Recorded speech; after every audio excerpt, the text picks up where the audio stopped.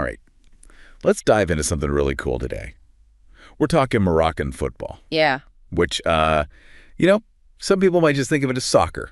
Mm-hmm. But we're going way deeper. Deeper than that. Than just kicking the ball around. We're going to discover how this sport went from, like casual games in colonial times to like a symbol of national identity. Absolutely, a symbol of national identity and pride. Yeah, and we've got all these like articles and historical accounts, and we're going to try to understand not just like the what, but the why. Why it matters to Moroccans. Exactly. So let's rewind way back to the early 1900s.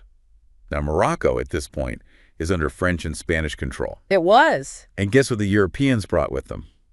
Well, football, of course. Yeah. Along with everything else. Right. So like early clubs, right? Right. Like the Moroccan Athletic Club, founded in 1902. 1902. Mostly European settlers. It was dominated by European settlers. But then as Moroccans began to yearn for independence, something really interesting started happening. I'm ready. What happened? They started forming their own clubs. Okay. So it wasn't just about getting exercise or learning a new sport. Yeah. These clubs were like tiny acts of rebellion. Yeah. They were spaces where Moroccans could gather and connect and really foster a sense of national unity outside the influence of colonial rule. So these clubs, they were more than just teams. Way more. They were symbols? Symbols of resistance. Yeah. And the national team, they weren't afraid to make bold statements either. Really? Yeah, so in 1958, they actually got suspended by FIFA. No way. Yeah, for playing a match against the Algerian National Liberation Front team. Oh, wow. Yeah, it was... FIFA suspended them. They did. Wow, tell me about that. So you see, Algeria was also fighting for independence from France at the time. And by playing against the Algerian National Liberation Front team, Morocco was basically showing solidarity with their North African neighbors. Oh, okay. And defying the colonial powers. Right? Yeah. And FIFA saw this as a political statement and took action. Wow. So even before independence football was really tied in with this. Absolutely. Like the fight for freedom. Yeah. So then 1955 rolls around, independence. Big year. The Royal Moroccan Football Federation. The FRMF. Is established. Yes. What did that do? So that was a game changer. Okay. Because it provided structure and organization, creating a system for leagues and national teams, talent development. Really, it built the foundation for Moroccan football to grow and thrive. Right.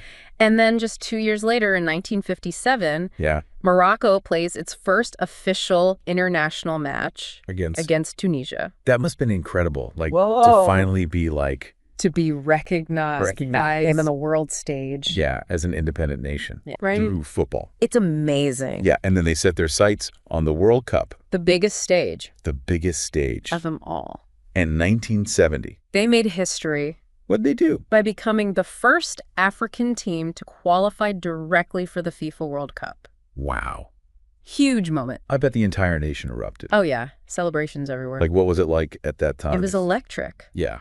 Imagine you're a young Moroccan and you're watching your national team. Yeah. A team representing your newly independent nation. Right. Competing against the best in the world. Right.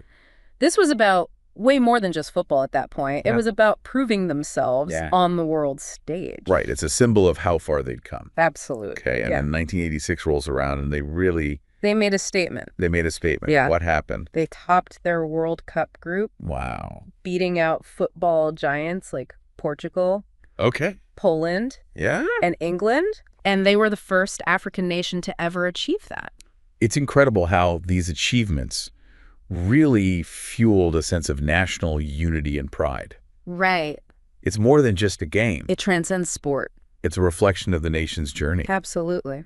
So as we kind of come to a close on this deep dive, I'm wondering, like, what's next for Moroccan football? Yeah. You've painted this amazing picture of its rise from, colonial fields. The whole beginning. To the world stage. Yeah.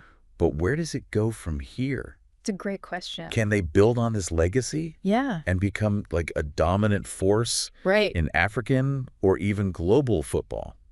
I mean, it's an exciting question. Yeah. I think there's so much potential there, and the passion is undeniable. Yeah. One thing is certain, though. The story of Moroccan football is far from over, and I can't wait to see what chapters unfold next. Me too. Yeah. This has been fascinating. Thanks for joining me on this deep dive into Moroccan football. My pleasure. All right, we'll catch you folks next time. See you later.